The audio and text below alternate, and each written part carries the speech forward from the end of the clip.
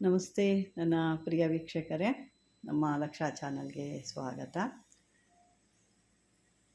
ವೀಕ್ಷಕರೇ, ಕೆಲವೊಂದು ಬಾರಿ ನಾವು ಕನಸಿನಲ್ಲಿ ನಮ್ಮ ಕೆಲವೊಂದು ಕಾರ್ಯಗಳನ್ನೋ ಅಥವಾ ಕೆಲಸಗಳನ್ನೋ ಅಥವಾ ಬೇರೆಯವರ ಒಂದು ಕೆಲಸಗಳು ನಾವೇನೋ ಒಂದು ನೆನೆಸ್ಕೊಳ್ತೀವಿ. ಈ ಕೆಲಸ ಆಗುತ್ತಾ ಹೋಗುತ್ತಾ, ಅಥವಾ ಯಾವುದೋ ಒಂದು ನಮಗೆ ವ್ಯವಹಾರಗಳು ಆಗೋದಿರುತ್ತೆ. ಅಂಥ ಒಂದು ಮುಂದೆ ನಡೆಯುವಂಥ ಕೆಲಸಗಳನ್ನು ಅಥವಾ ಕಾರ್ಯಗಳನ್ನು ಹೇಳುವಂಥದ್ದು ಒಂದು ಆ ತಂತ್ರ ಇದೆ. ಮಂತ್ರ, ತಂತ್ರ ಅಥವಾ ದೇವಿ ಇವೆಲ್ಲ ಇದ್ದಾಗ ಆ ದೇವಿನ ನಾವು ಆ ಮಂತ್ರದಿಂದ ನಾವು ವಶೀಕರಣ ಮಾಡಿಕೊಂಡಾಗ ಆ ದೇವಿ ನಮಗೆ ಒಂದು ಸ್ವಪ್ನದಲ್ಲಿ ನಮಗೆ ನಮ್ಮ ಒಂದು ಪ್ರಶ್ನೆಗಳಿಗೆ ಉತ್ತರವನ್ನು ಕೊಡ್ತಾಳೆ. ಇದು ಸಾಕಷ್ಟು ಇದ್ದಾವೆ.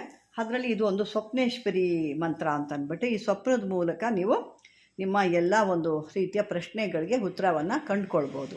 ಅದು ಹೇಗೆ ಏನು ಅಂತ ಇವತ್ತು ನಾವು ತಿಳ್ಕೊಳ್ಳೋಣ. ಇದಕ್ಕೆ ಸಾಕಷ್ಟು ಕೆಲವೊಂದು ಮಂತ್ರಗಳಿದ್ದಾವೆ.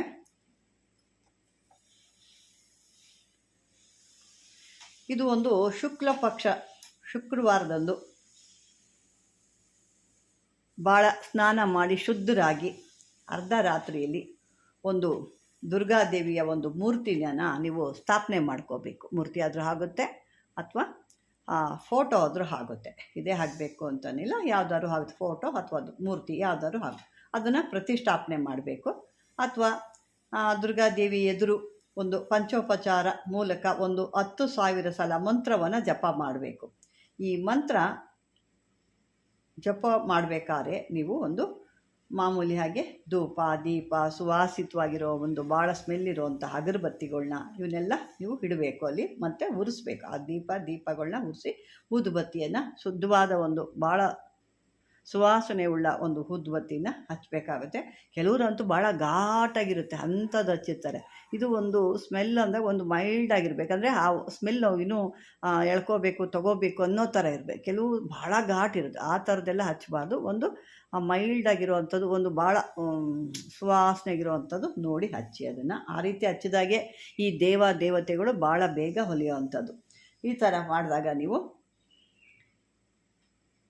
ಇದನ್ನು ಮೊದಲು ನೀವು 10,000 ಬಾರಿ ಜಪ ಮಾಡಿ ಇದನ್ನು ಮೊದಲೇ ನೀವು ಸಿದ್ಧಿ ಮಾಡಿ ಇಟ್ಕೋಬೇಕು. ಇದನ್ನೆಲ್ಲ ಮಾಡೋಕ್ಕೆ ಮುಂಚೆ ನೀವು ಈ ಮಂತ್ರನ ನೀವು 10,000 ಸಾರಿ ಜಪ ಮಾಡಿ ಸಿದ್ಧಿ ಮಾಡಿ ಇಟ್ಕೋಬೇಕು. ನಂತರ ಈ ಒಂದು ಏನು ಹೇಳಿದ್ನೆಲ್ಲ ಶುಕ್ರವಾರ ದಿವಸ, ಶುಕ್ಲ ಪಕ್ಷದ ಶುಕ್ರವಾರ ದಿವಸ ಅವತ್ತು ನೀವು ರಾತ್ರಿ ಅರ್ಧ ರಾತ್ರಿಲಿ ದುರ್ಗಾದೇವಿನ ಈ ಮೊದಲೇ ಏನು ಹೇಳಿದ್ದೀನಿ ಒಂದು ಪ್ರತಿಷ್ಠಾಪನೆ ಮಾಡಿ ಆ ದೇವಿ ಎದುರು ಪಂಚೋಪಚಾರ ಮಾಮೂಲಿ ಆಗಿ ನೀವು ಮಾಡಿ, ಆಮೇಲೆ ಇದನ್ನು ನೀವು ನಿಮ್ಮ ಕೆಲಸ ಆಗಬೇಕು ಅಂದಾಗ ನೀವೊಂದು ಆ ದೇವಿ ಮುನ್ಸೂಚನೆ ಕೊಡಬೇಕು. ನಮಗೆ ಮುಂದೆ ಒಂದು ಬಂದು ಈ ರೀತಿ ಅಂತ ಹೇಳಬೇಕು ಅಂತ ಅಂದಾಗ ಒಂದು ಸ್ವಪ್ನದಲ್ಲಿ ನಮಗೆ ಆ ದೇವಿ ಬಂದು ನುಡಿಬೇಕು, ನಮ್ಮ ಪ್ರಶ್ನೆಗಳಿಗೆ ಉತ್ತರ ಕೊಡಬೇಕು ಅಂದಾಗ ನೀವು ಈ ಮಂತ್ರನ ಮಾಮೂಲಿ 108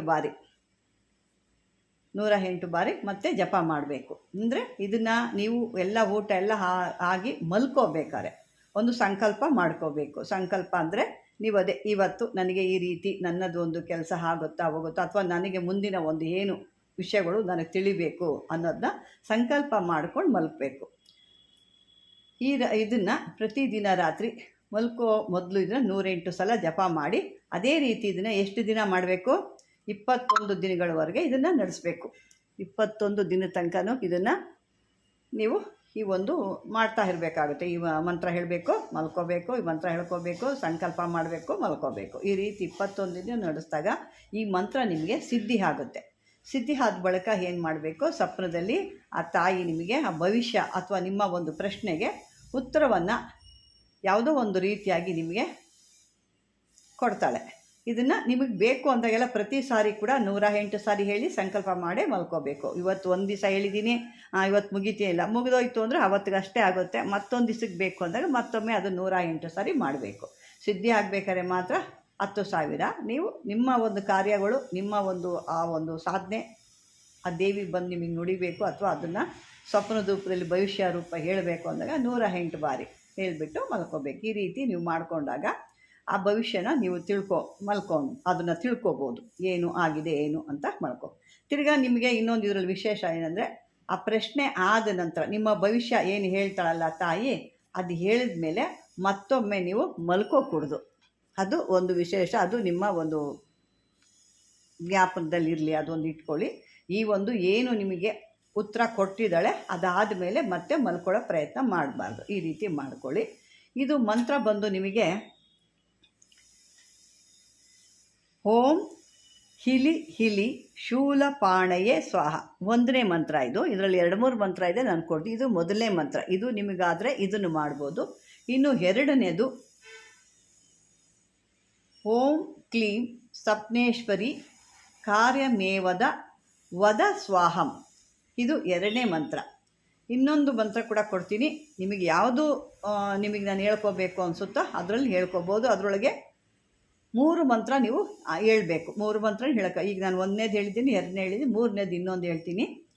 ಓಂ ಹ್ರೀಂ ಶ್ರೀ ಹೇಂ ಓಂ ಚಕ್ರೇಶ್ವರಿ ಚಕ್ರಧಾರಿಣಿ ಶಂಖಚಕ್ರ ಗದಾಧಾರಿಣಿ ಸ್ವಪ್ನ ಪ್ರದರ್ಶಯ ಸ್ವಾಹ, ಇದು ಒಂದು ಮಂತ್ರ. 3 ಮಂತ್ರ ಆಯಿತು. ನಾನು ಸಾಧ್ಯ ಆದರೆ ನಾನು ಡಿಸ್ಕ್ರಿಪ್ಷನ್ ಕೊಟ್ಟಿರ್ತೀನಿ. ಒಂದೊಂದು ಸಾರಿ ಕೊಡೋಕ್ಕಾಗಲ್ಲ, ಅದು ಟೈಪ್ ಆಗಲ್ಲ. ಒಂದೊಂದು ಸಾರಿ ಬೇರೆ ಏನೇನೋ ಟೈಪ್ ಬಂದುಬಿಡುತ್ತೆ, ತಪ್ಪು ಬಂದುಬಿಡುತ್ತೆ. ನೀವು ಅದನ್ನೇ ತಪ್ಪು ಕರೆಕ್ಟಾಗಿದೆಯೇನೋ ಅಂತ ಮಾಡೋಕ್ಕೆ ಹೋಗ್ತೀವಿ. ಅದಕ್ಕಾಗಿ ನಾನು ಸ್ವಲ್ಪ ಚೆನ್ನಾಗಿ ಬಂದಾಗ ಕೊಟ್ಟಿರ್ತೀನಿ, ಇಲ್ಲಾಂದರೆ ಕೊಡಲ್ಲ. ಅದಕ್ಕೆ ನಾನು ಹೇಳಿ ಇನ್ನೊಂದು ಸಾರಿ ಬೇಕಾದ್ರೆ ಆ ಮಂತ್ರನೇ ಹೇಳ್ತೀನಿ ನಾನು ಮತ್ತೊಮ್ಮೆ. ಓಂ ಹಿಲಿ ಹಿಲಿ ಶೂಲಪಾಣಯೇ ಸ್ವಾಹ, ಇದು 1ನೇ ಮಂತ್ರ. 2ನೇ ಮಂತ್ರ ಓಂ ಕ್ಲೀಂ ಸ್ವಪ್ನೇಶ್ವರಿ ಕಾರ್ಯಮೇವದ ವದ ಸ್ವಾಹಂ, ಇದು 2ನೇ ಮಂತ್ರ.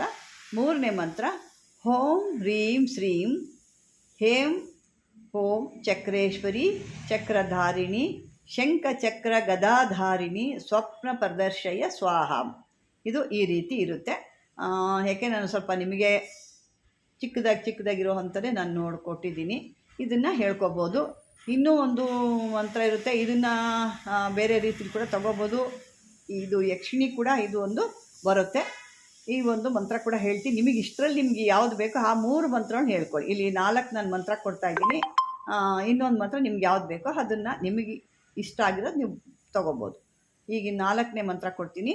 ಓ ನಮೋ ಯಕ್ಷಿಣಿ ಆಕರ್ಷಿಣಿ ಗಂಟಕಾರಿಣಿ ಮಹಾಪಿಶಾಚಿನಿ ಮಮ ಸ್ವಪ್ನಂ ದೇಹಿ ದೇಹಿ ಸ್ವಾಹ. ನಮೋ ಯಕ್ಷಿಣಿ ಆಕರ್ಷಿಣಿ ಗಂಟಕಾರಿಣಿ ಮಹಾಪಿಶಾಚಿನಿ ಮಮ ಸ್ವಪ್ನ ದೇಹಿ ದೇಹಿ ಸ್ವಾಹ, ಇದು 4 ಮಂತ್ರಗಳು. ಇದರಲ್ಲಿ ನಿಮಗೆ 3 ಮಂತ್ರಗಳು ಯಾವುದು ಬೇಕೋ ಅದನ್ನು ನೀವು ಆರಿಸ್ಕೋಬೋದು.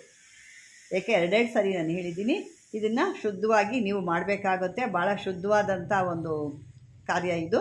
ಯಾವುದೇ ರೀತಿ ಅಶುದ್ಧವಾಗೆಲ್ಲ ಮಾಡೋಕ್ಕೆ ಹೋಗ್ಬಿಡಿ. ಸ್ನಾನ ಮಾಡಿ ಇದನ್ನು ಮಾಡಬೇಕಾಗುತ್ತೆ. ಅಂದರೆ ನೀವು ಸಂಜೆ ಟೈಮಲ್ಲೇ ಸ್ನಾನ ಮಾಡಬೇಕು. ಸಂಜೆ ಟೈಮಲ್ಲಿ ಸ್ನಾನ ಮಾಡಿ. ಈ ಒಂದು ವಿಡಿಯೋ ನಿಮ್ಗೆ ಇಷ್ಟವಾದರೆ ಲೈಕ್ ಮಾಡಿ, ಶೇರ್ ಮಾಡಿ, ಸಬ್ಸ್ಕ್ರೈಬರ್ ಮಾಡ್ಕೊಳ್ಳಿ ಅಂತ ಹೇಳ್ತಾ ವೀಕ್ಷಕರೇ ಧನ್ಯವಾದ.